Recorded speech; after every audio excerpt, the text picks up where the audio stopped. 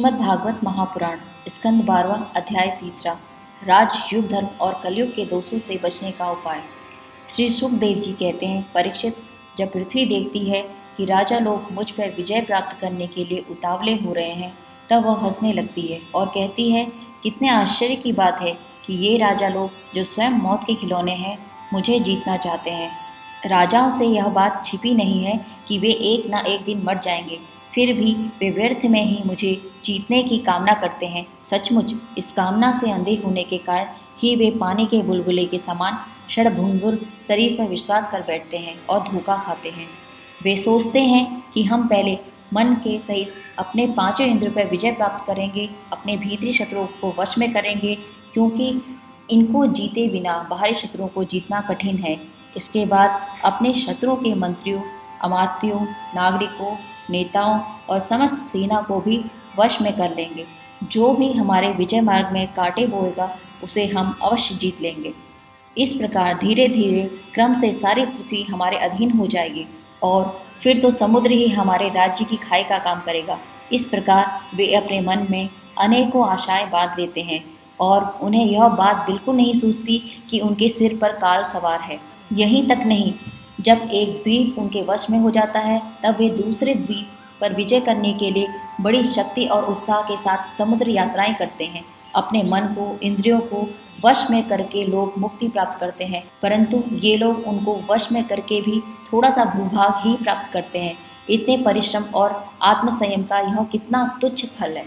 परीक्षित, पृथ्वी कहती है कि बड़े बड़े मन और उनके वीर पुत्र मुझे ज्यों के त्यों छोड़कर जहाँ से आए थे वहीं खाली हाथ लौट गए, मुझे अपने साथ ना ले जा सके। अब ये मूर्ख राजा मुझे युद्ध में जीतकर वश में करना चाहते हैं। जिनके चित्त में यह बात दृढ़ मूल हो गई है कि यह पृथ्वी मेरी है, उन दुष्टों के राज्य में मेरे लिए पिता पुत्र और भाई भाई भी आपस में लड़ बैठते हैं। वे परस्पर इस प्रकार कहते हैं, ओ मूढ़, यह सारी पृथ्वी मेरी ही है, तेरी नहीं। इस प्रकार राजा लोग एक दूसरे को कहते सुनते हैं, एक दूसरे से स्पर्धा करते हैं, मेरे लिए एक दूसरे को मारते हैं और स्वयं मर मिटते हैं। पृथु, पूर्वा, गांधी, नहुष, भरत, सहस्त्रबाहु, अर्जुन, मांधाता, सगर, राम, खटवांग, धुंधमार, रघु, तृणबिंदु, ययाति, शर्याति, संतनु, गय, भगीरथ, कुवलयाश्व, कुकुस्थ, नल, नृक, हिरण्यक, शिपु, प्रतासुर, लोकद्रोही रावण, नमुची, शंभर, भौमासुर, हिरण्याक्ष और तारकासुर तथा और बहुत से दैत्य एवं शक्तिशाली नरपति हो गए। ये सब लोग सब कुछ समझते थे, शूर थे, सभी ने दिग्विजयों में दूसरों को हरा दिया, किंतु दूसरे लोग इन्हें ना जीत सके, परंतु सब के सब मृत्यु के ग्रास बन गए। राजन, उन्होंने अपने पूरे अंतःकरण से मुझसे ममता की और समझा कि यह पृथ्वी मेरी है, परंतु विकराल काल ने उनकी लालसा पूरी ना होने दी। अब उनके बल, पौरुष और शरीर आदि का कुछ पता नहीं है, केवल उनकी कहानी मात्र शेष रह गई है। परीक्षित, संसार में बड़े बड़े प्रतापी और महान पुरुष हुए हैं, वे लोगों में अपने यश का विस्तार करके यहाँ से चल बसे। मैंने तुम्हें ज्ञान और वैराग्य का उपदेश करने के लिए ही उनकी कथा सुनाई है। यह सब वाणी का विलास मात्र है, इसमें परमार्थिक सत्य कुछ भी नहीं है। भगवान श्री कृष्ण का गुणानुवाद समस्त अमंगलों का नाश करने वाला है। बड़े बड़े महात्मा उसी का गान करते रहते हैं। जो भगवान श्री कृष्ण के चरणों में अनन्य प्रेममयी भक्ति की लालसा रखता हो, उसे नित्य निरंतर भगवान के दिव्य गुणानुवाद का ही श्रवण करते रहना चाहिए। राजा परीक्षित ने पूछा, भगवान, मुझे तो कलयुग में राशि राशि दोष ही दिखाई दे रहे हैं। उस समय लोग किस उपाय से इन दोषों का नाश करेंगे?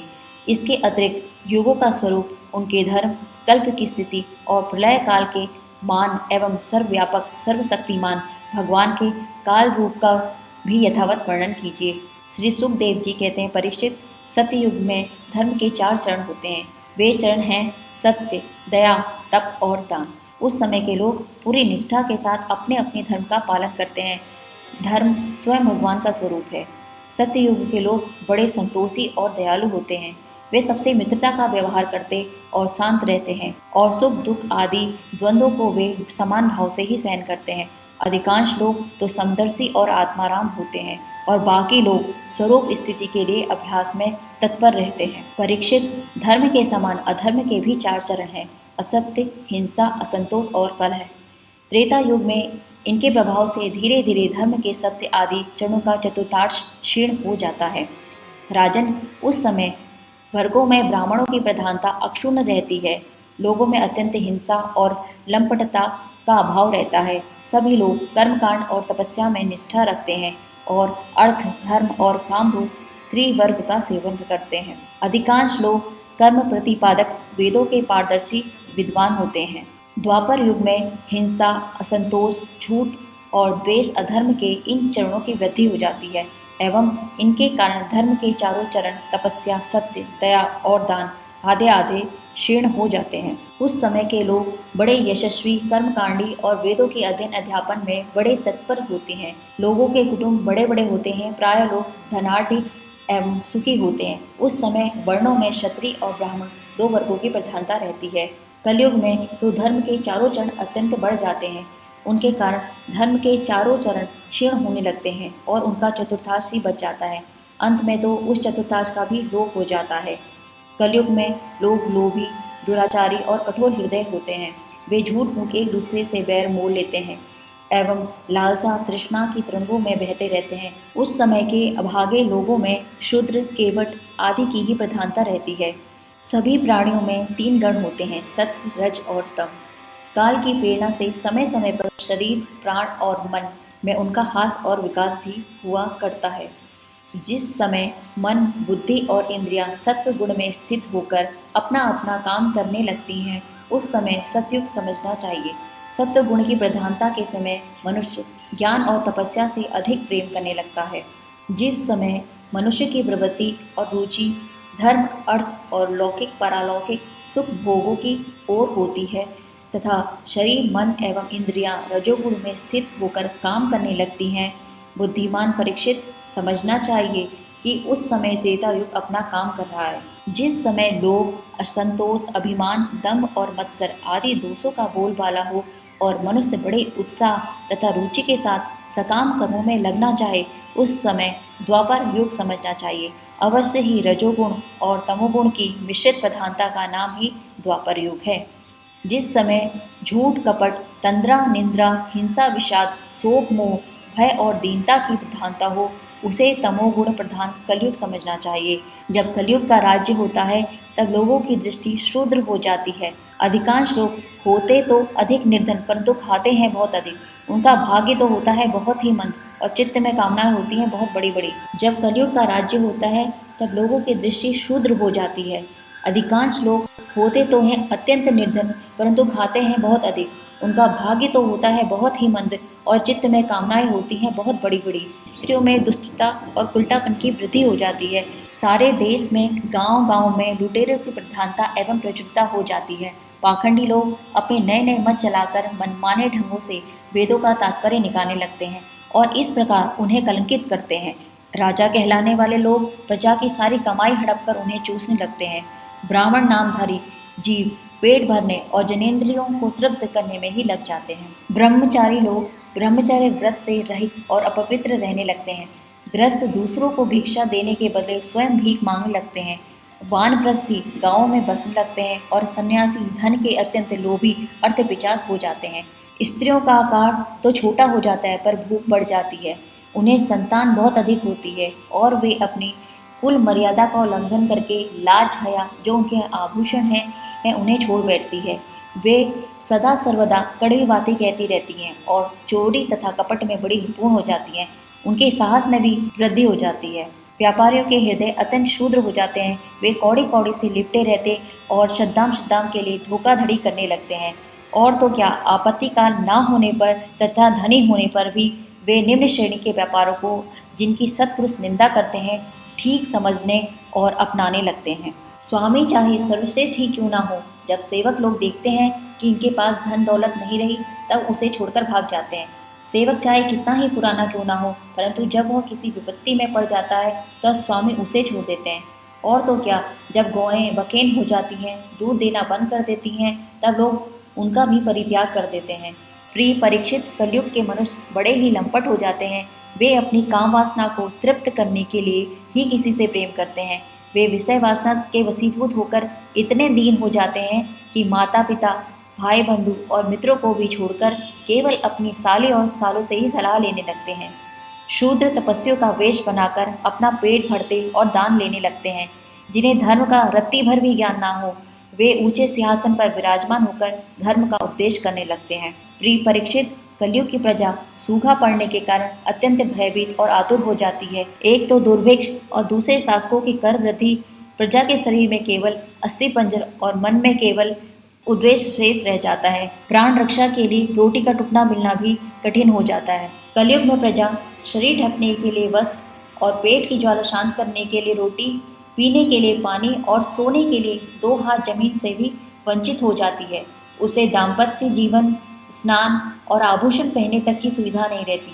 लोगों की आकृति, प्रकृति और चेष्टाएं पिचासों की सी हो जाती हैं। कलयुग में लोग अधिक धन की तो बात ही क्या, कुछ कौड़ियों के लिए भी आपस में बैर विरोध करने लगते और बहुत दिनों के सद्भाव तथा मित्रता को तिलांजलि दे देते।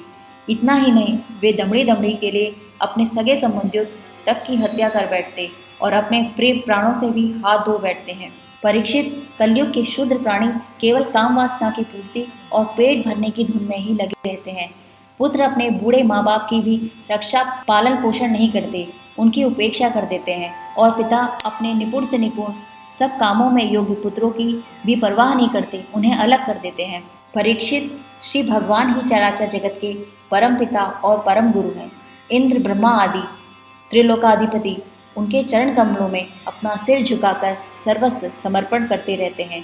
उनका ऐश्वर्य अनंत है और वे एक रस अपने एक स्वरूप में स्थित हैं। परंतु कलयुग में लोगों में इतनी मूर्खता फैल जाती है, पाखंडियों के कारण लोगों का चित्त इतना भटक जाता है कि प्रायः लोग अपने कर्म और भावनाओं के द्वारा भगवान की पूजा से भी विमुख हो जाते हैं। मनुष्य मरने के समय आतुरता की स्थिति में अथवा गिरते या फिसलते समय विवश होकर भी यदि भगवान के किसी नाम का उच्चारण कर ले तो उसके सारे कर्म बंधन छिन्न भिन्न हो जाते हैं और उसे उत्तम से उत्तम गति प्राप्त होती है।